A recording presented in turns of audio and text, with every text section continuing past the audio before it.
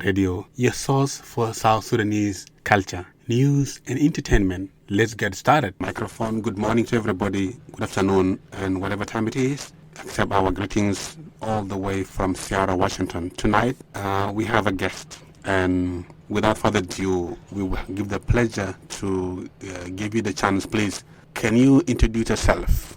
Well, my name is Mulugeta Rui. A lot of people know me by Roy, and I'm half Sudanese. My father is from Sudan, my mother from Ethiopia, and I was raised in between Minnesota and Omaha, Nebraska, and so all my life I've been in Midwest, basically. And when it comes to where you grew up, you said you grew up mostly in Ethiopia? Well, no, I moved to U.S. when I was 7 years old. So me and my family, when I say family, like I meant my parents, we moved to U.S. in 1994, and we ended up in Minnesota. We ended up in Tennessee, and then from Tennessee, parents looking for opportunities, Sudanese, spread all over the state, and they call each other up like Indians and said, hey, come over here, this warehouse or this factory job, they pay $11 an hour or $15 an hour. And then people just, family just gonna pack whatever they have and they just take off, and then they go to a different state, looking for a new opportunity. So the stuff, my dad used to do that, and we moved to several states before we ended up in Omaha, Nebraska.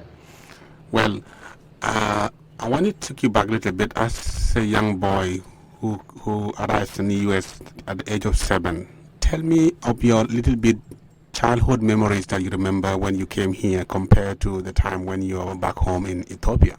Well, when we arrived in Tennessee when I was 7 years old, when we lived in Ethiopia, we live in, you might as well call it a studio apartment, but it's way smaller than the studio apartments, Everybody sleep together, all 5 of us.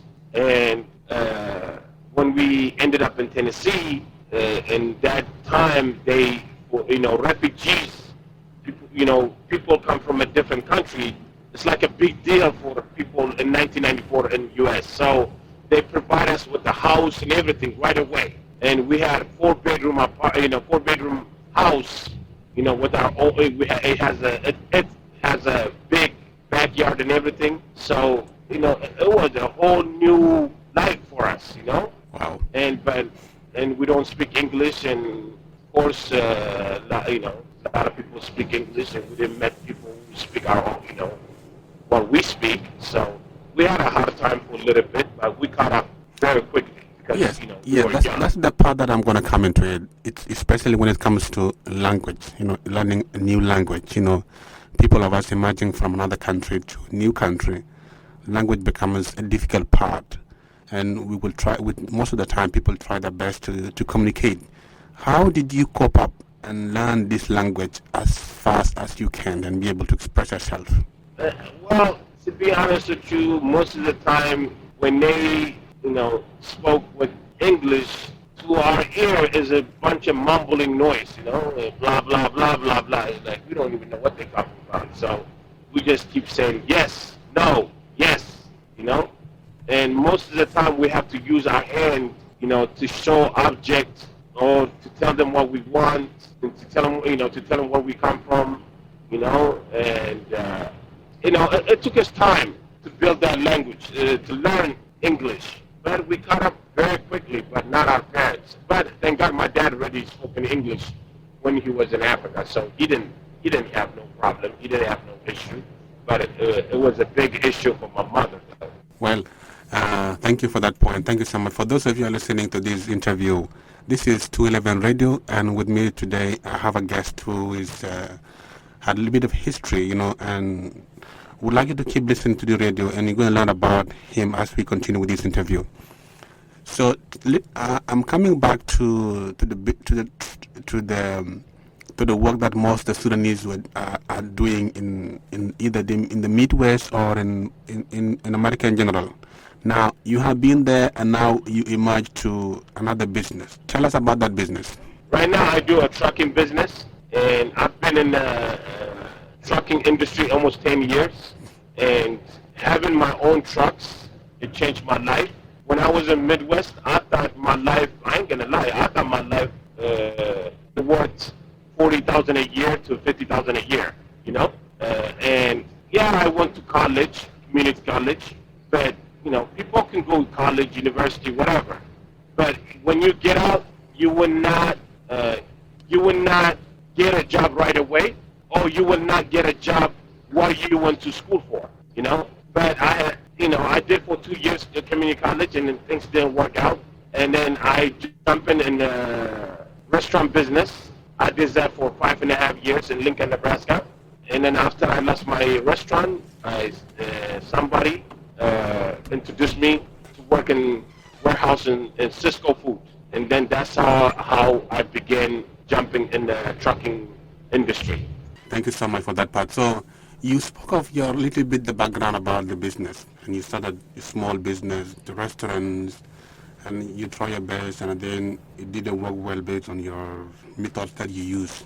So now my question is this: why trucking business, and what inspired you to go to that trucking business? Well, number one, the pay was great. Like I said, working for a warehouse, I was making 45 to 50,000 a year, and after I put like 60 to 65, sometimes 70 hours a week, my paycheck after they take tax, this, that, my paycheck was like 500 or 400 something dollar a week, you know. But when in the truck industry, a week, they say you can make up to $1,500 a week. That's a lot of money for being in Midwest that time. That's a lot of money. So right away, I didn't even think twice. I just went and got my CDL, and jumped in, and started making money like I never had before, you know? Money inspires you to do better, you know? Right. Yeah. So I started with Cisco, and I built my way up. And if I ever have my own company, I know exactly what I want to do. So I already planned everything that I wanted to do when I was working for somebody else. And then I told myself, if I ever have my own company, I know exactly what to do and how to make a move. And then as soon as I got the chance, having my own truck, I bought my dream home, and I bought my house in Africa. Everything that I dreamed for, I got it. The good thing in the United States, you don't have to have no master's degree or PhD to get your dream. There is so many ways you can accomplish your dream. Wonderful. Yes. Well, we are very grateful for that insight. For those of you who are listening today, this is 211 Radio. My name is Francis Jordan. I'm behind the microphone. And today my guest, his name is Mulgeto, known by Roy. He's a business owner. He owns a trucking business, and he has a lot of business ideas and business method that he uses. So please continue to listen to us and let us know if you have any question. We'll also get back to our guests as soon the question arrives. So, Mr. Mulgeto, I'm very grateful for the insight that you shared with me. So, if as a truck operator, as a truck own operator, and now you're adventuring into these businesses, how do you see yourself in 10 years? How do I feel within 10 years? Yes, how do you see yourself with the trucking business in 10 years? Oh, man, in 20 years from now? Yes, sir. I'll be honest with you. I think I'll get out of the trucking business and then move towards other businesses, you know? Now I already planned what I want to do because I've been saving money. So, I'll continue driving, but now my next goal is to purchase land. I know exactly what to turn it to purchase houses, and rent it, stuff like that. So I'm still going to continue driving, but I might, I have some other ways to make money now. I learned some other ways to make money. So 20 years from now, my goal is hopefully I'm not driving no more, you know, and the money is, you know, the money that I put in is going to work for itself. It no longer needed me, you know. Right. Well, that is a Yeah. very crucial point you mentioned. Thank you so much for that point. And Yes, sir. I'm gonna. This is almost the last but not the least questions. What is your message to those who have been those people who are been into your shoe? For example, those who are still in the working hours, like in the let's say in the companies, in the industrial areas, and but at the same time you can see potential in them. What is your message to them? Well, my message is you're not going to be young forever, you know. Age, every day you wake up and you go to sleep, you know, your age is taken. And then you got to be smart with your money. And, you know, sometimes, you know, it should be the end of the road where you party and everything and then focus it towards your future, you know what I'm saying? Yeah, think about the future. Because my best example is my parents. My parents have been working hard, you know, all their life. But once they retire, right now they get a money from, what do you call it, from the states. They get that retirement. I forgot, what is they call it? The pensions or the social security? Yeah, Social Security. Yes. They get Social Security, each one of them, for each $900 a month. $900 a month. That ain't enough to do anything. You see what I'm saying? So our best example, it should be our parents. Because some people, they don't think they're going to end up the same age as their parents. You know? They think they're going to be young forever. If you're not thinking right now, shit, I don't know when you're going to wake up. You know? So to me, your best example is your parents. Do you want to end up the same as your parents? If it's no, you better start working hard and straighten up your future. That's all. Well, that is a very bullet-proven point. Thank you so much, Mr. Malgeto, the trucking owner and business owner at the same time. Thank you for sharing this with 211 Radio. I'm so very grateful that you took your time and briefly spoken about yourself and about your business. Before we conclude, can you tell us your last words? And we are very grateful for sharing this with us. Yeah, my last word is we have the opportunity to be whoever we want in the United States. Yes, being, you know, colored person, we do hit a lot of bricks. There's a lot of obstacles ahead of us. Yes, I believe that. But obstacles in, obstacles in whatever we're going through, it's like an energy for us to be successful, you know? So if you fail or you have a lot of obstacles and this and that, you know, the white man is holding me back or this, that shit is like, it should be your energy right there, you know, to push harder, you know, to overcome them obstacles.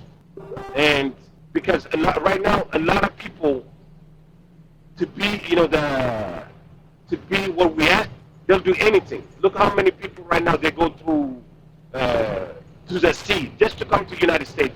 They go by Mexico. They go by, you know, where Gaddafi was, what is it at? I forgot that country. What is that? That country, I forgot the name of it.